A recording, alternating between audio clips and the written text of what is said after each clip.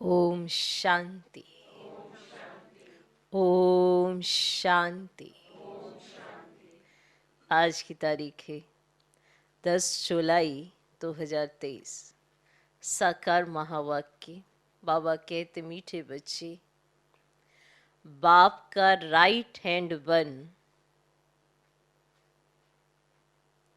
Service का शौक रख,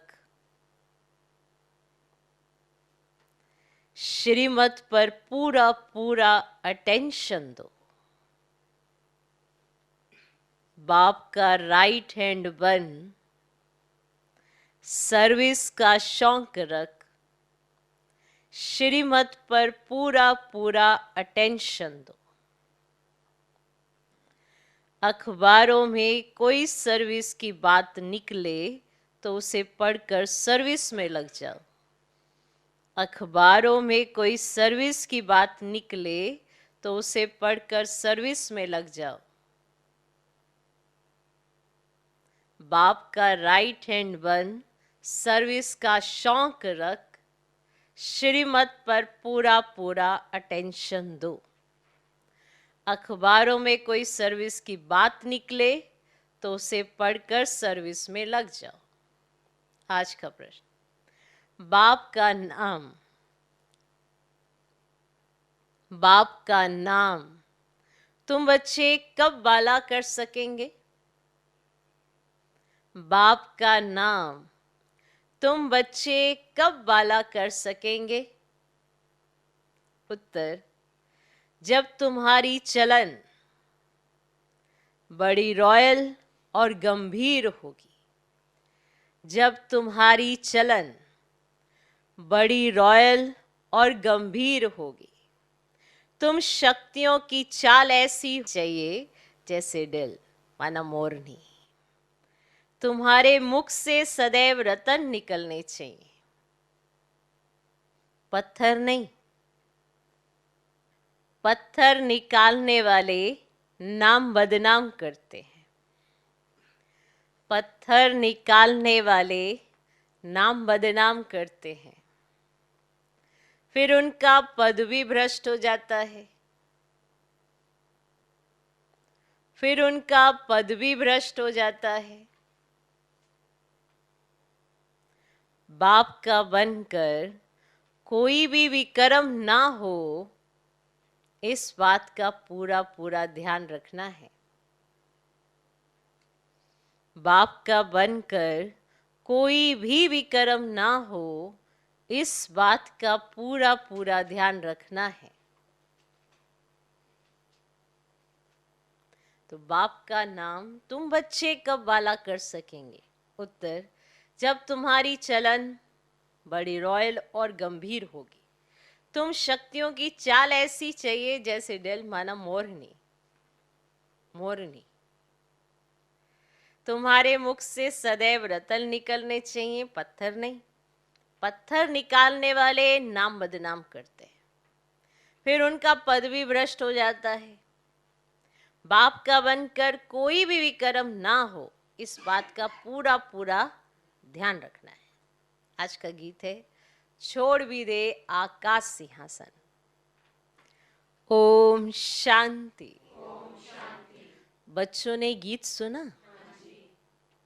याद करते हैं, हे परम पिता परमात्मा, निराकार रूप बदलकर साकार में आ जाओ। वे क्या रूप बदलेगा? ऐसे तो नहीं कहेंगे कि कच्छ मच का रूप बनकर आओ, नहीं। यह है पाप आत्माओं की दुनिया, पुकारते हैं पावन बनाने के लिए। अगर सर्वव्यापी है तो फिर किसको पुकारते? अब ये गीत तो रेडियो में भी बजते हैं, जो गीत हम सुन रहे हैं ये तो रेडियो में भी बजते हैं, परंतु कोई भी समझते नहीं। अब तुम बच्चियां तो अखबार आदि पढ़ती नहीं हो, भल पढ़ी लिखी हैं परंतु अखबार पढ़ने का शौक नहीं। बाकी रहे गोप, उनमें भी कोई कोई को सर्विस का शौक रहता है कि किस रीति अखबार से सर्विस का रास्ता निकाले। ब्राह्मण कुलभूषण हैं तो बहुत, परंतु उनमें भी कोटों में कोई निकलते हैं जो अखबार में देख फौरन सर्विस करने लग पड़ते हैं। बाबा ने राइट हैंड बनाया है माताओं को।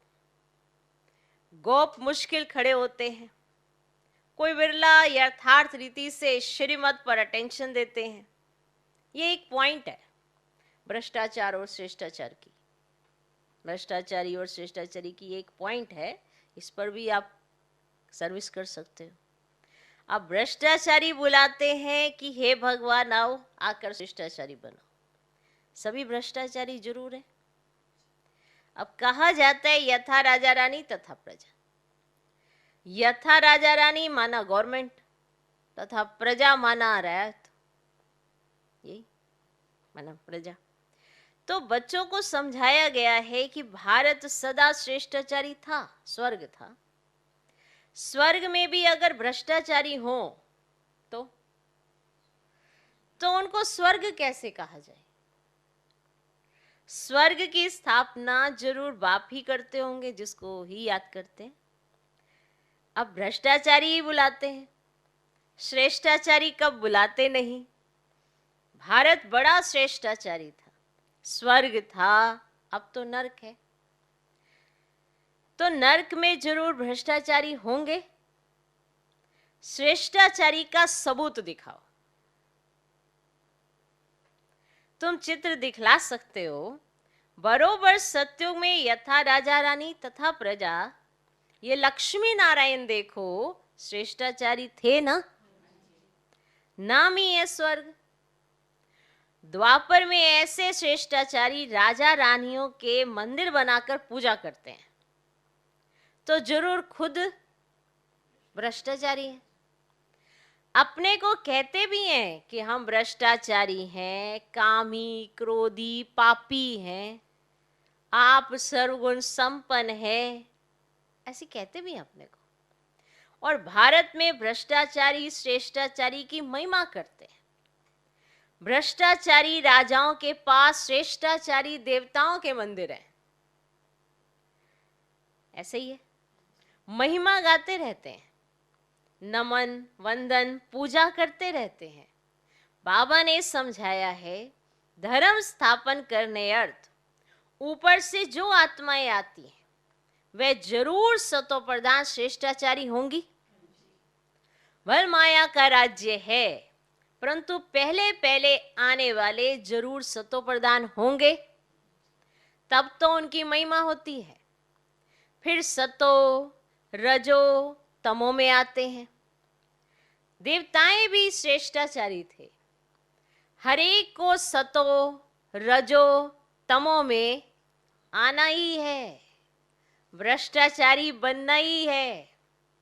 अखबारों में पढ़ता है कई संस्थाएं हैं जो भ्रष्टाचार को बंद करने का पुरुषार्थ करती हैं। अब श्रेष्ठाचारी देवताओं के मंदिर बनाए, पूजा करते आए हैं। आप ही पूज्य श्रेष्ठाचारी थे, फिर आप ही पुजारी भ्रष्टाचारी, फिर पूज्य देवी देवताओं की बैठ पूजा करते हैं। अभी तुम लिख सकते हो कि यथा राजा रानी तथा प्रजा सतयुग में श्रेष्ठाचारी थे, वाइसलेस वर्ल्ड थी, बाद में फिर कलाएं कम होती है। अब भारत को नीचे आना ही है, ये खेल ही भारत पर है। आधा कल्प भारत श्रेष्ठाचारी था, सदा एक रस भी नहीं रहते। 16 कला से 14 कला में तो आना ही है। धीरे धीरे कलाएं कम होती जाती हैं, तमो प्रधान बन पड़ते हैं। बाप कहते हैं जब जब अति भ्रष्टाचार होता है तब मैं आता हूं। ठीक, पतित को भ्रष्टाचारी, पावन को श्रेष्ठाचारी कहते हैं। ये तो बिल्कुल समझ की बात है। श्रीमत भगवत कहा जाता है। श्रीमत क्या करती है? अब वह तो श्रेष्ठ राजाओं का राजा बनाती है। अब कहते हैं इन माया पर जीत पहनो तो तुम प्रिंस प्रिंसेस बनेंगे। भेंट करनी है। क्राइस्ट से 3000 वर्ष पहले भारत 16 कला संपूर्ण श्रेष्ठाचारी था। भारत सोने की चिड़िया था। यथा राजा रानी तथा प्रजा स्वर्ग में सदा सुखी थे। फिर जब से रावण राज्य शुरू होता है तो भ्रष्टाचारी बनने लगते हैं। खुद ही कहते हैं हमारे ऑफिसर्स में भ्रष्टाचार है। राजा रानी तो है नहीं जो कहे प्रजा में भ्रष्टाचार है। यहां तो है ही प्रजा का प्रजा पर राज्य। सब भ्रष्टाचारी हैं। पहले तो गवर्नमेंट शिष्टाचारी बननी चाहिए। अब उनको कौन बनावे? क्या अब तुम गरीब बच्चियां ही नंबर 1 श्रेष्ठाचारी बन रही हो। बाप कहते हैं कि मैं आकर सबको श्रेष्ठाचारी बनाता हूं। ड्रामा अनुसार ये सारा खेल बना हुआ है। फिर भी वही गीता चित्र आदि निकलेंगे। अब बंगाल में काली का मंदिर है। काली माँ माँ के प्राण देते हैं। अब ऐसी काली माँ व चंडिका देवी आई कहां से? कौन है ये? नाम तो देखो कैसा है। जो भागंती होते हैं वे तो प्रजा में चंडाल बनते हैं, परंतु जो यहां रहकर विक्रम आदि करते हैं वे रॉयल घराने के चंडाल बनते हैं, पर चंडाल दोनों बनते हैं। जो भागंती होते हैं वो प्रजा में चंडाल बनते हैं, और जो यहां रहकर विक्रम आदि करते हैं वे रॉयल घराने के चंडाल बनते हैं। फिर भी पिछाड़ी में उनको ताज पतलून मिल जाती है, क्योंकि यहां गोद में तो लेते हैं ना। इसीलिए चंडिका देवी की पूजा होती है। ज्ञान तो बहुत गुह्य है, परंतु कोई धारण करे। जैसे बैरिस्टर कोई तो लाख कमाते, कोई का कोट भी फटा रहता है। अब यह तो पढ़ाई है ना बेहद की। और बाप ने जो विस्तार में समझाया उसको सार में लाकर 5 मिनट का भाषण बनाए अखबार में डालना चाहिए। यह भी पूछना चाहिए कि भला हिंदू धर्म किसने स्थापन किया? तो बता नहीं सकेंगे, कुछ नहीं जानते। तुम शक्तियों की चलन ऐसी गंभीर होनी चाहिए जैसे डेल माना मोरनी चलती है। गंभीरता होनी चाहिए। मुख से रतन निकलते रहे, पत्थर नहीं। वह तो पत्थर मारेंगे, तुम कभी पत्थर नहीं मारो। नाम बदनाम ना करो।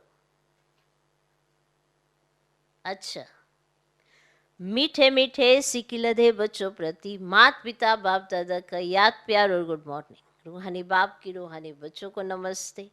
हम रूहानी बच्चों की भी रूहानी बाप को नमस्ते नमस्ते नमस्ते। Good morning good morning good morning. रात्रि क्लास। यहाँ अच्छे बुरे मनुष्य हैं। सतयुग में ऐसे अक्षर नहीं निकलेंगे। बुरा व पाप आत्मा अक्षर ही नहीं निकलेगा। वहां है वॉइसलेस वर्ड। बच्चे जानते हैं हम विश्व के मालिक थे। अब ये भारत जो देवी देवताओं का राजस्थान था अब पुराना है। मनुष्य नहीं जानते यह है संगम युग। अब यहां से लंगर उठाया हुआ है। हम इस दुनिया से पार जाते हैं कि भैया है ना। अब नैया को पार ले जाते हैं। बच्चों की बुद्धि में है। बहुत धक्के खाए हैं, बहुत धक्के खाए। भक्त नहीं जानते हैं हम धक्का खाते हैं। वह तो दूर दूर जाते हैं। तुम बच्चों को सिर्फ याद करना है। ऐसे नहीं कि हम याद करते थक जाते हैं, परंतु माया भी गण डालती है। आत्मा ही परमात्मा की आशिक होती है, ये कोई नहीं जानते। परमात्मा माशूक है। तो बच्चों में भी कोई बहुत आशिक है, माशूक को याद करते हैं। पुरुषार्थ करना है, हम निरंतर याद करते रहे। सिमरन अक्षर भी भक्ति मार्ग का है, हम बाबा को याद करते हैं।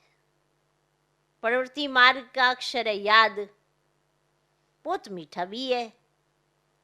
कहते हम भूल जाते हैं, अरे बच्चा कह थोड़े ही सकता है कि हम बाप को भूल जाते हैं। याद तो बहुत अच्छी है, अपने से बातें करनी चाहिए। तुम माता पिता के सम्मुख बैठे हो, खुशी भी होनी चाहिए। जिसके लिए कहते थे तुम माता पिता हम बालक तेरे, तो बरोबर हम वर्षा पा रहे हैं। याद की मेहनत है, तुम्हारी बहुत आमदनी है, बहुत बड़ी प्राप्ति है। सिर्फ चुप रहकर याद करना है। अच्छा, फिर रात्रि में दूसरी रात्रि क्लास। तुम ब्राह्मण बच्चों बिगर किसको ये पता ही नहीं है कि संगम योग कब होता है। इस कल्प के संगम योग की महिमा बहुत है, और बाप आकर राजयोग सिखलाते हैं। और सतयुग के लिए तो जरूर संगम योगी आएगा। अब है भी मनुष्य, उनमें भी कोई कनिष्ठ कोई उत्तम है, और उनके आगे महिमा गाते हैं, आप पुरुषोत्तम हो, हम कनिष्ठ हैं। आप ही बताते हैं कि मैं ऐसे हूँ ऐसे हूँ, आप ही बोलते हैं। तो अभी इस पुरुषोत्तम संगम योग को तुम ब्राह्मणों बिगड़ तो कोई भी नहीं जानते। इनकी एडवर्टाइज कैसे करें जो मनुष्यों को पता पड़े। और संगम योग पर भगवान ही तो आकर राजयोग सिखलाते हैं। तो तुम जानते हो हम राजयोग सीख रहे हैं। अभी ऐसी क्या युक्ति रचे जो मनुष्यों को मालूम पड़े, परंतु होगा धीरे। अभी समय पड़ा है, बहुत गई थोड़ी रही। हम कहते हैं तो मनुष्य जल्दी पुरुषार्थ करें, नहीं तो ज्ञान सेकंड में मिलता है, जिससे तुम अब उसी समय सेकंड में जीवन मुक्ति पा लेंगे। है तो सेकंड का ही खेल ना, परंतु तुम्हारे सिर पर आधा कल्प के पाप है। देखो समझ तो सेकंड में आ जाता है, पर ये जो भूलते जाते हैं जो समझ में आया होता है, ये इसका कारण क्या है? ये आधा कल्प के पाप है, वह थोड़े ही सेकंड में कर देंगे।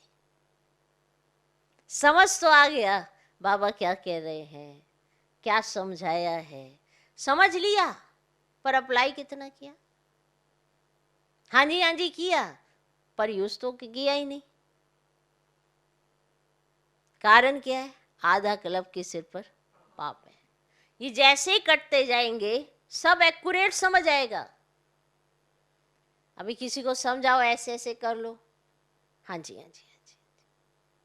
पर कितना समझ आया है ये उसकी एक्टिविटी बताएगी ना। अब वो 1-2 दिन में देखा जाएगा कितना समझ आया, इसको आया या नहीं आया, उसकी एक्टिविटी बताती है। तो ऐसे ही है, समझ आ गया वो तो सेकंड में ही आ गया। जीवन मुक्ति मिलनी है वो तो सेकंड में सब समझ आ गया, तो जीवन मुक्ति हो गई। लेकिन प्रैक्टिकल कितना, ये भी तो देखा जाएगा। और विशेष यही बात है, क्योंकि सिर पर बोझा इतना है कि जो समझा है वो समझ ही नहीं पाते। अभी देखो सब समझ आ रहा है, थोड़ी देर के बाद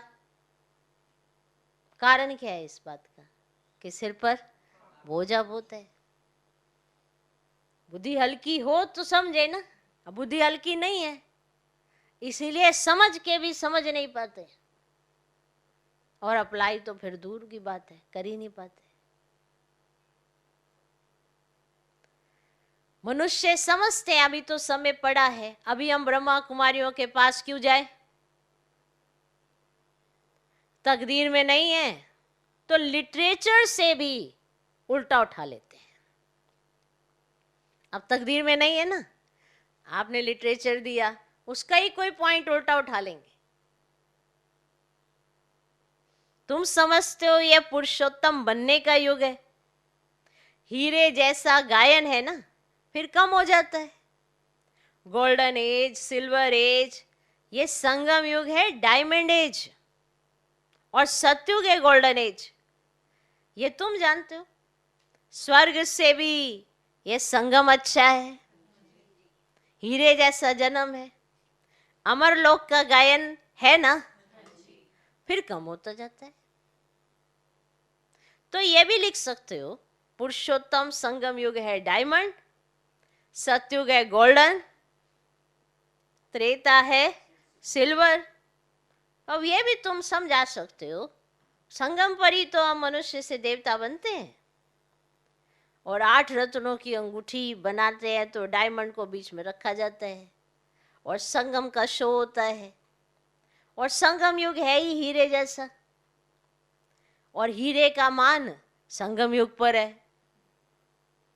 और योग आदि सिखलाते हैं जिसको स्पिरिचुअल योग कहते हैं, परंतु स्पिरिचुअल तो फादर ही है नहीं, है ना। अब रूहानी फादर और रूहानी नॉलेज संगम पर ही मिलती है। मनुष्य जिनमें देह अभिमान है वह इतना जल्दी कैसे मानेंगे? जिनमें देह अभिमान है वह कैसे इतना जल्दी मानेंगे? गरीब आदि को समझाया जाता है, मानो उस आत्मा का भाग्य है कि वो गरीब है। ये भी उसकी खुशकिस्मती है कि अभी किस्मत ने जागना है, तो गरीब है तो जल्दी से सुन भी लेगा। तो गरीब को समझाया जाता है तो आत्मा ना, पर भाग्यशाली है जो गरीब है, तो गरीब को समझाया जाता है। तो ये भी लिखना है, संगम युग इज डायमंड, उनकी आयु इतनी, सत्युग गोल्डन एज तो उनकी भी आयु इतनी। शास्त्रों में भी स्वास्तिका निकालते हैं ना, तो तुम बच्चों को भी ये याद रहे तो कितनी खुशी रहनी चाहिए। अब स्टूडेंट को खुशी होती है ना, student life is the best life. कौन से स्टूडेंट की? जिसको पढ़ाई की वैल्यू है, वो नहीं जो बस्ता लेके गए और गली में ही रह गए और वहां बस्ता ही छोड़कर आ गए। बेस्ट लाइफ उसकी जिसको पढ़ाई की वैल्यू, और उसे सिर्फ पढ़ना होता है, बाकी का बोझा कुछ नहीं होता। इसलिए कहते हैं student life is the best life, क्योंकि उसे सिर्फ पढ़ना है और खुद को लायक बनाना है। उसके बाद तो वाह वाह होती ही रहती है। लेकिन स्टूडेंट क्या होता है, अपना बुद्धि खराब करके इधर उधर बुद्धि फंसा देता है। उसको लगता है ये जो बड़े बड़े हैं ये भी तो इधर उधर कुछ कुछ ऐसे कर रहे हैं। देखो, बच्चे को बड़ा होना है और बड़ों को बच्चा होना है, कोई भी सेटिस्फाई नहीं है। पर जिसको वैल्यू होती है ना अपने जीवन की, तो वो जो स्टूडेंट लाइफ है ना, उसमें सिर्फ और सिर्फ पढ़ाई की तरफ ध्यान देता है। उसके बाद जब वो बन जाता है फिर सारे उसकी तरफ ध्यान देते हैं, समझा? नहीं तो अगर जिसकी बुद्धि भ्रष्ट हो गई स्टूडेंट लाइफ में, फिर पढ़ना बड़ा मुश्किल हो जाता है, बुद्धि भटक जाती है। इसीलिए खास तौर पे समझाया जाता है इस समय पढ़ लो भाई, कि तुम्हारी बुद्धि अच्छी हो जाएगी। बाबा ने आके पहले आपको स्टूडेंट बना दिया, अब तो बच्चा बूढ़ा जवान सब स्टूडेंट। तो ये लाइफ अच्छी है ना, अच्छी है ना। इसलिए कहते हैं, दुनिया में भी कहते हैं student life is the best. अब यह तो सोर्स ऑफ इनकम है, अब पैसा कमाना है तो पढ़ाई करो। अब कब तक माँ बाप से लेते रहोगे, तो फिर कमाई भी तो अच्छी होनी चाहिए। अब कमाई अच्छी होनी चाहिए, इसलिए पढ़ाई अच्छी होनी चाहिए। तो पढ़ाई अच्छी होगी तो कमाई अच्छी होगी। तो संगम पर भी आप अगर परमात्मा का पढ़ाया पढ़ोगे तो सारे कल्प राज करोगे, नहीं तो फिर पता ही है सबको ज़्यादा क्या कहना। तो यह है मनुष्य से देवता बनने की पाठशाला। देवताएं तो विश्व के मालिक थे, यह भी तुमको मालूम है। तो अथाह खुशी होनी चाहिए। इसीलिए गायन है, अतीन्द्रिय सुख गोपी वल्लभ के, गोप गोपियों से पूछो। टीचर अंत तक पढ़ाते हैं तो उनको अंत तक याद करना चाहिए। भगवान पढ़ाते हैं और फिर भगवान साथ भी ले जाते हैं, ले जाएंगे ना। और पुकारते भी हैं लिबरेटर, गाइड, दुख से छुड़ाओ, और सत्युग में दुख होता ही नहीं। कहते हैं विश्व में शांति हो, बोलो आगे कब थी? हाँ ठीक है, आप कहते हो विश्व में शांति हो, तो ये तो बताओ आगे कब थी? ये वह कौन सा युग था, किसको पता ही नहीं। राम राज्य सतयुग, रावण राज्य कलयुग, ये तो जानते हो ना। तो बच्चों को अनुभव सुनाना चाहिए। बस क्या सुनाऊं दिल की बात, ऐसे शुरू हो जाना चाहिए। बस मैं क्या सुनाऊं आपको अपने दिल की बात, ऐसे सुनाते सुनाते अपने अनुभव सुना के दिल सुना का उमंग उत्साह बढ़ाना चाहिए। तो इस जैसी खुशी और कोई होती नहीं। जब आप अपना अनुभव सुना रहे हो तो अपना चेहरा देखना एक बार, कितनी खुशी होती, कितनी खुशी होती, कितना नशा चढ़ता है। कभी भी किसी से रूठ कर वास्तव में घर में नहीं बैठना चाहिए। अब जो टीचर बहनों से रूठ कर घर में बैठे हैं तो तकदीर पे तो लकीर ही लगाई है ना। तो यह जैसे अपनी तकदीर से रूठना है।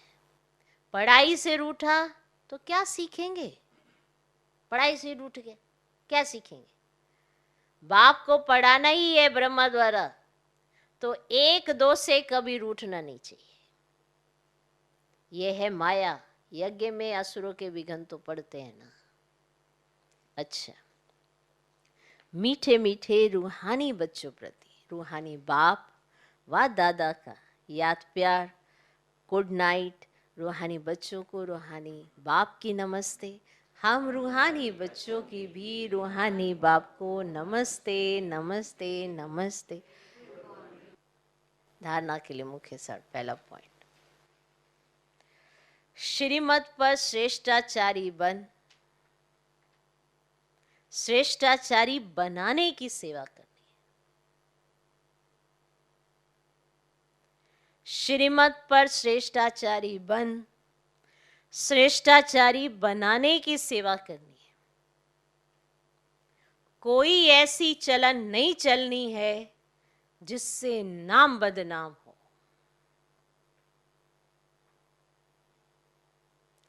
कोई ऐसी चलन नहीं चलनी है जिससे नाम बदनाम हो। मुख से सदा रतन निकालने हैं, पत्थर नहीं।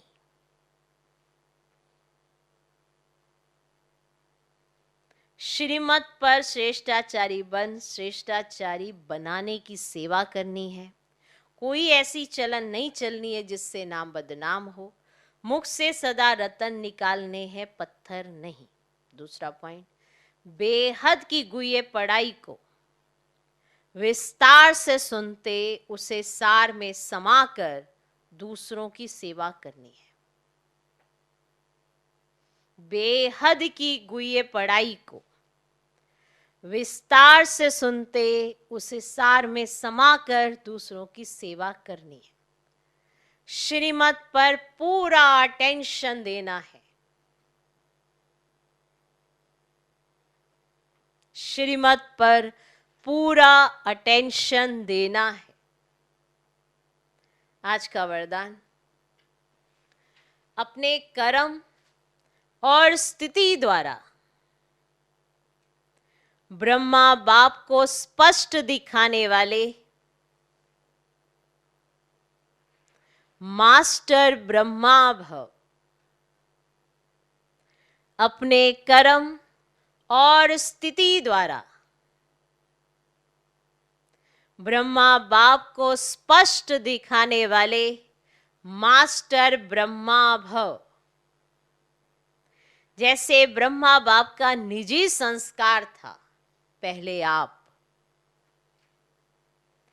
कोई भी स्थान में पहले बच्चे, हर बात में बच्चों को अपने से आगे रखा,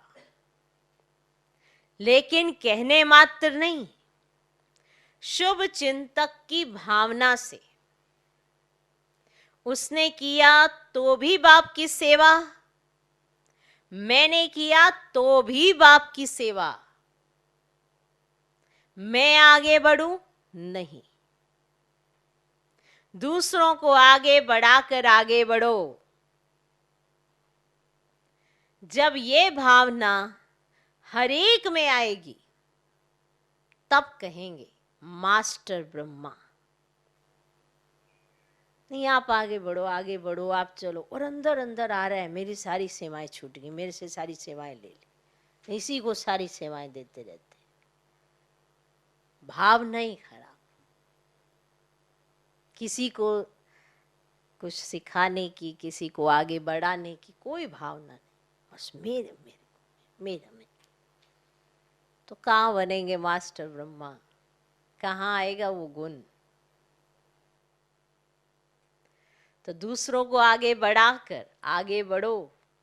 जब ये भावना हर एक में आएगी तब कहेंगे मास्टर ब्रह्मा। फिर ऐसा कोई नहीं कहेगा कि हमने ब्रह्मा बाप को नहीं देखा। आपके कर्म, आपकी स्थिति ब्रह्मा बाप को स्पष्ट दिखाए, माना आपके कर्मों से आपका बाप दिखाई दे। किनके कर्मों से दिखाई देता है कि बाबा ऐसा है। आपकी स्थिति से दिखाई देता है कि बाबा की स्थिति क्या थी, है ना? टोटल दर्पण, ऐसा स्वरूप जो आपको देखकर आपके बाप को स्पष्ट महसूस कर सके। तो इसीलिए ये भाव तो रखते हैं कि पहले आप, लेकिन ये भाव भूल जाते हैं कि अगर कोई सेवा कोई और कर रहा है तो भी वो आपके बाप की सेवा कर रहा है। ये एरिया, ये स्थान, ये मेरी ड्यूटी, ये मेरी सेवा कैसे किसी ने कर ली, ये मेरापन आपको कहाँ बेहद की सोच में ले जाएगा? हद में ले आएगा और देभान आएगा। तो कहाँ कैसे बनेंगे ब्रह्मा बाप समान? उस सोच को जन्म देना है ना अपने अंदर। वो सोच कहाँ है?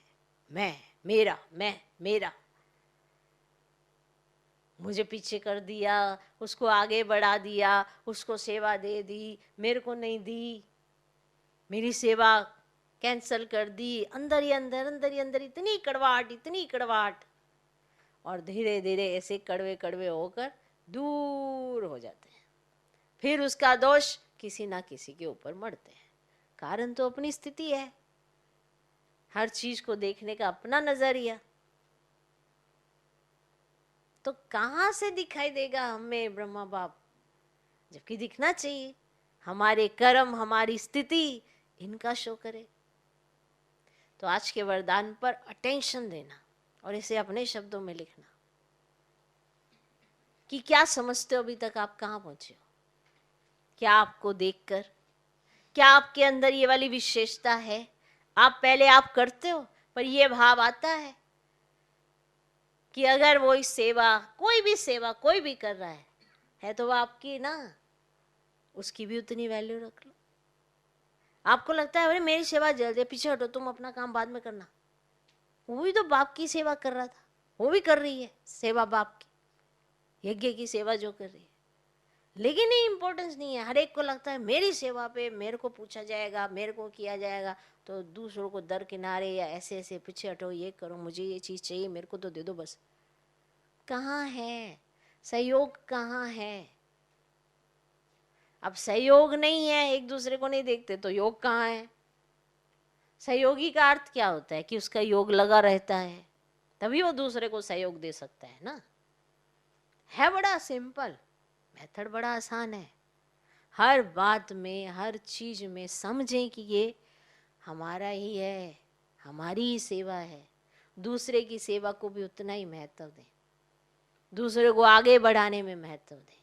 विचार करना कि ये बहुत बड़ा वरदान है। जब भाव शुद्ध हो, स्नेह हो उसमें, और ये लगे कि अपना ही है सब कुछ, बाबा का ही कर रहा है हर कोई, तो फिर मिलता है सहयोग। फिर आप देंगे, दिल से देंगे ऑटोमेटिक। पर ये भाव आएगा तब ना कि ये भी तो अपने सेवा है।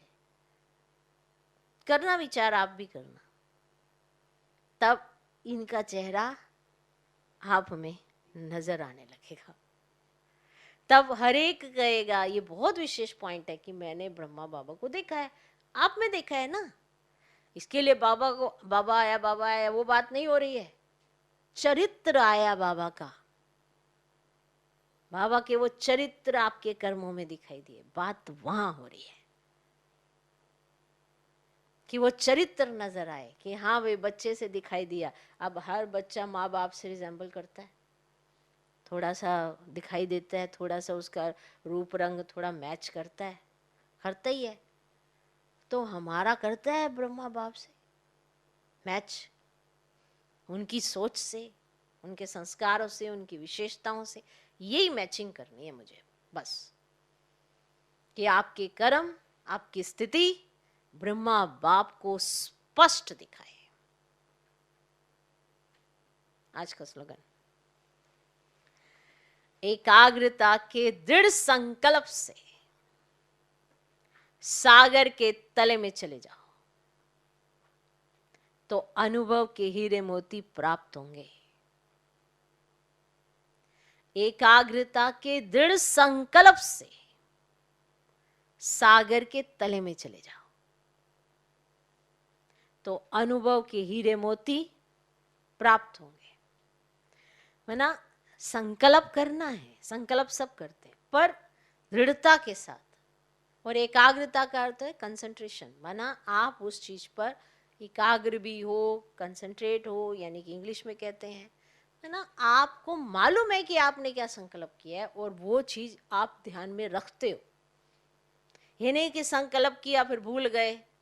एकाग्रता के दृढ़ संकल्प से सागर के तले में चले जाओ, माना इतनी एकाग्रता कि आपने जो संकल्प किया है वो बाबा के में ऐसे समाते समाते समाते फिर अनुभव के हीरे मोती लाते लाते सागर के नीचे जाएंगे तो मोती आएंगे। माना बाबा में इतना समाएंगे, इतना अनुभव करेंगे, जो भगवान कहता है उसको प्रैक्टिकल यूज करेंगे, अनुभव तो तभी आएंगे।